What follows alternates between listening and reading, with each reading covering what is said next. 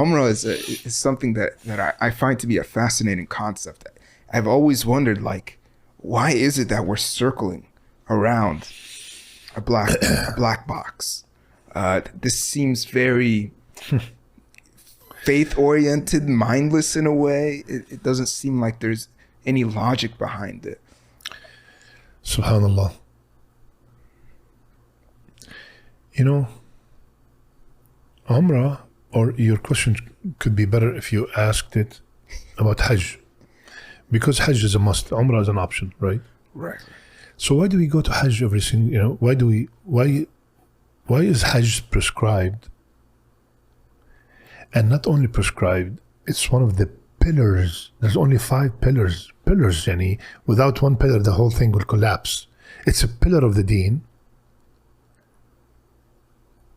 And millions of Muslims die without performing it, and they're not sinful. And it's a pillar of the deen. And even if you perform it, it takes 2 weeks of your lifespan. How can something that take 2 weeks of my lifespan is a pillar, not a sunnah, it's a pillar of the deen. Right? Yeah. So there must be something, because the one who prescribed it is the all-wise himself. There has to be something. So this is a long topic, but just let me answer one of your questions. There has to be a lot of lessons. One of the reasons is that Hajj or Umrah, it teaches us the concept of Sami'na wa ata'na. We listen and we obey. Why Arafah is on the 9th, not on the 10th? Sami'na wa ata'na. We listen and we obey. Why the tawaf is 7 times, not 9? Sami'na wa ata'na. We listen and we obey. Why in Muzdalifah I'm picking up a stone and I'm going to throw it at another stone, and if I'm lucky I will kiss a stone and I will make rounds around the stone. Sami'na wa ata'na. We listen and we obey. So when you come back to your country and you know that selling alcohol is haram, you would say, Sami'na wa ata'na. Oh, these are non-Muslims, I'm not drinking it myself, I'm just selling it. It is haram, stop. I listen and I obey. So this is a practice, this is a training to know and to implement in your life. I listen and I obey. With your reflection on Umrah, I wanted to show you something very interesting, which is these giant fish. What are they called? Giant kingfish. These are oceanic predators. They're the size of human beings. They're called giant kingfish, and they're solo. They don't operate in groups. They operate alone. They're one of the most agile fish in the sea, and obviously they eat other fish and they're predators. But then once a year, they become docile. They become non-violent, and they join up together. Rahim, you could go ahead and turn the volume back on. Let the narrator go tell us.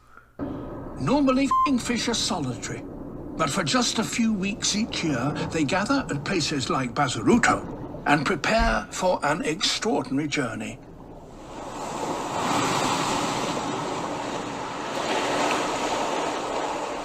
One that will take them far inland.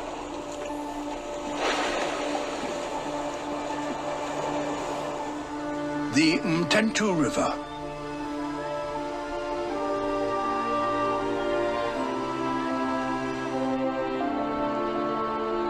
So they all gather together once a year. The king of kingfish leads them upstream. As they travel further into fresh water, they seem to change from aggressive hunters into dedicated pilgrims.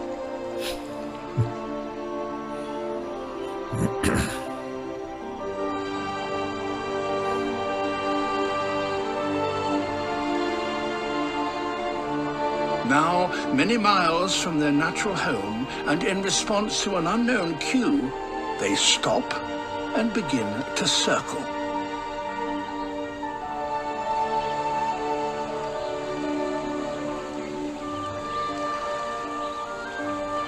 Other marine fish that migrate upriver usually do so in order to breed, but there's no evidence that these kingfish spawn up here. Neither do they hunt. So what are they doing?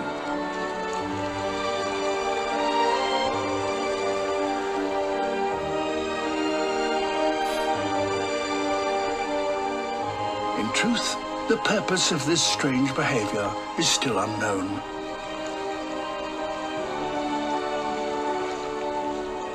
Within a few weeks, they will retrace their journey back to the ocean. Isn't that incredible? Wow. Where did you find this? SubhanAllah, I love nature videos and stuff like This that. is unbelievable. SubhanAllah, this is literally, wow. So they right? Isn't that crazy that they're predators? They live in solitary. They don't live together. And then once a year, they come together, become nonviolent, go upstream to freshwater where they don't live. They don't breed. They don't reproduce. They don't lay eggs. They just go in circle for 2 weeks and come back, go back. Wow. Allahu Akbar. This is like unbelievable. I wonder, how many of them, when they come back, they stay good. They stop being aggressive. And this is literally, similarly to us, when we go, alhamdulillah, many people come, completely different people when they come back from Hajj or from Umrah. But unfortunately, many go back to their old, style of living. They're a little nicer to the fish now. Wow, this is amazing. I actually want to read you something from a Michigan State professor. He said the circle is a universal symbol with extensive meaning. It represents the notions of totality, wholeness, original perfection, the self, the infinite, eternity, timelessness, and all cyclical movement, and symbolizes the cycle of time, the perpetual motion of everything that moves, the planets, journeys around the sun, the great rhythm of the universe. The circle is also 0 in our system of numbering and symbolizes potential or renewal. It has a magical value as a protective agent and indicates the end of a process for an individual and of striving towards psychic wholeness and self-realization. Wow, very deep stuff. Yeah. He says, basically, he goes on to say that the circle represents renewal, rebirth. SubhanAllah. It's always good to hear what people say or think about what we practice, whether it's salat or tawaf or anything. But as a Muslim, as a believer,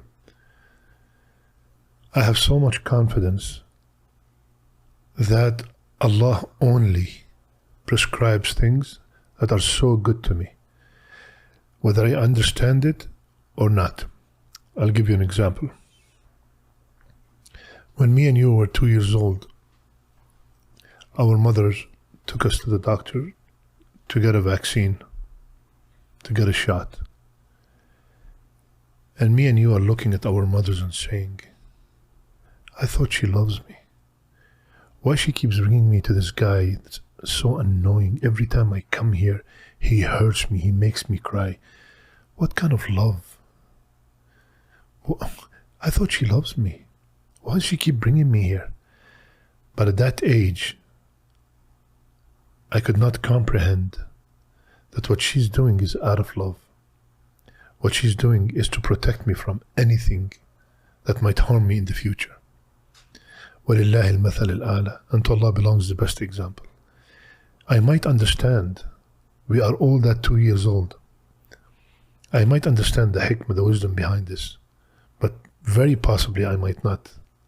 But I have no doubt in my heart, just like I don't have any doubt that my mother loves me, I have no doubt whatsoever that Allah Azza wa Jal, whatever He prescribed, there's the ultimate wisdom in it. Maybe if all mankind gathered till the day of judgment, they might not find it, but it's there.